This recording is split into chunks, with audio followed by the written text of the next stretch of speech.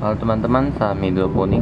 Jadi di video kali ini saya ingin memberi tips cara menyemai tanaman hidroponik atau tanaman lain dengan menggunakan kokopit. Tetapi sebelum mulai, jangan lupa untuk subscribe channel ini agar channel ini dapat berkembang, dan jangan lupa untuk like video ini juga. Oke, jadi pengertian kokopit, yaitu kokopit adalah salah satu dari beberapa jenis media tanam yang bisa digunakan untuk menanam. Nah, kokopit ini terbuat dari sabut kelapa. Jadi dia media tanam organik dan memiliki keunggulan memiliki daya serap yang cukup tinggi dan lebih steril dibandingkan menggunakan tanah.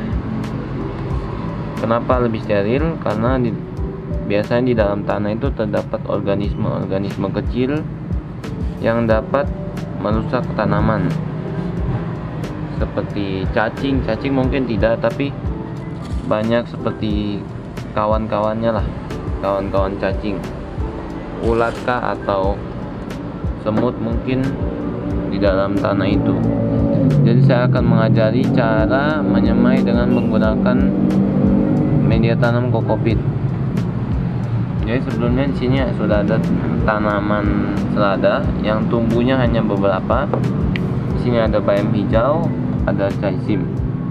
Dan sekarang saya ingin menyemai tanaman kale. Jadi kokopit ini biasanya saya gunakan ketika banyak tanaman yang kualitas bibitnya sudah turun. Jadi misalnya dari beberapa tanaman kualitas bibitnya hanya 30%, jadi saya akan sebar di dalam kokopit. Nanti di dalam kokopit semprot atau tidaknya tinggal kita ambil. Jadi kalau semprot bisa kita pindah ke instalasi setelah beberapa hari atau mungkin sudah muncul daun 3. Tapi kalau tidak semprot di dalam kokopit pun tidak apa-apa. Jadi saya akan mengajarkan untuk menanam kokopit dan menyemai kokopit dalam kokopit. Yang pertama, kalian butuh tempat, media untuk menaruh kokopitnya. Yang kedua, kalian bisa gunakan kokopit yang sudah diproses, yang mungkin sudah dicuci atau disaring, karena biasanya kokopit tersebut berwarna coklat muda atau merah. Jadi setelah dipakai atau setelah diproses beberapa lama, warnanya akan semakin coklat menua, kemudian akan menghitam seperti ini. Jadi bisa juga pakai yang merah, cuma nanti air yang keluar akan berwarna. Jadi kalau kalian melihat di sini banyak lubang-lubang, saya lubang manual sebagai tempat untuk jarak tanaman. Jadi saya lubangnya menggunakan paku ini yang cukup besar. Saya akan mulai melubangi. Jadi untuk menyemai menggunakan kokopit ini, apabila tempatnya lebih tinggi lebih bagus, karena kalau kalian misalnya mau membiarkan tanamannya tumbuh di sini sampai besar gitu, sampai mungkin berdaun 3 atau berdaun 4, supaya akarnya itu bisa turun ke bawah dan tidak saling mengikat satu sama lain. Jadi tumbuhnya pun akan bagus. Ini saya akan beri lubangnya sedikit saja, mungkin 15 lubang atau 12. Satu baris isi 4 lubang.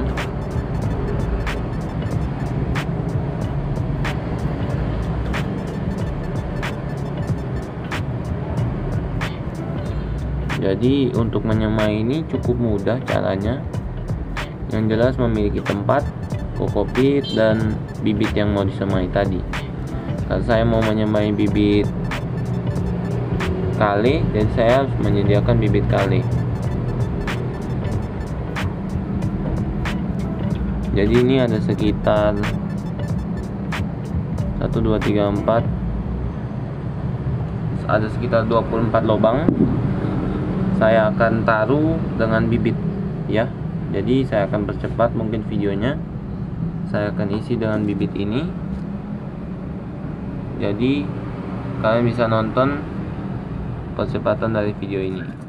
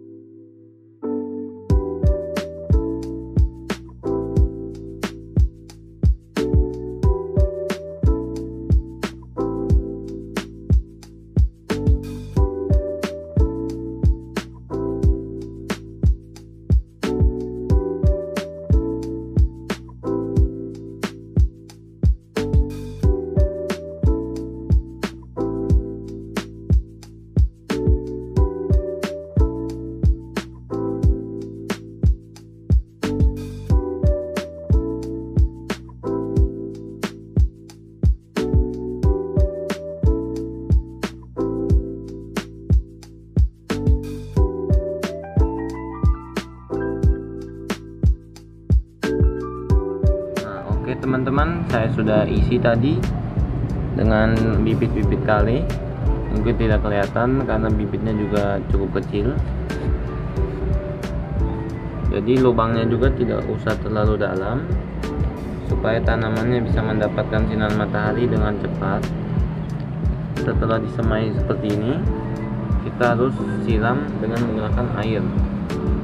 Airnya air baku saja, tidak perlu air nutrisi karena tanamannya belum membutuhkan nutrisi.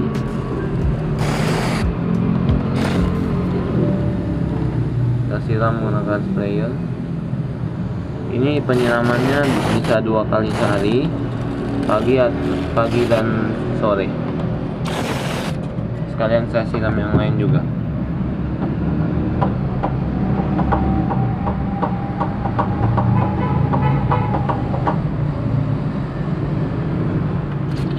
Kita siram semuanya karena ini saya rekamnya sore sekalian, jadi saya siram semuanya. Dan untuk tempatnya ini kalian boleh berikan lubang di bagian bawah atau tidak pun tidak apa-apa. Kalau berikan lubang bawah kalian harus lebih sering untuk menyiram karena pasti airnya akan keluar lewat lubang itu. Nah, sudah selesai. Jadi kalian bisa tunggu tanaman atau bibit kale ini sprout. Jadi nanti akan membesar seperti tanaman chaisim ini bentuknya.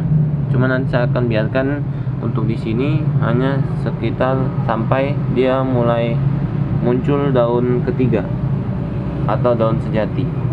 Setelah itu mungkin baru saya pindahkan ke instalasi hidroponik. Jadi untuk teman-teman semua, terima kasih untuk yang sudah menonton. Jangan lupa untuk support channel saya dengan like dan subscribe ke channel ini supaya channel ini cepat berkembang dan saya semakin semangat untuk membagi ilmu lagi. Terima kasih untuk yang sudah menonton. Sampai jumpa di video selanjutnya. Salam hidroponik.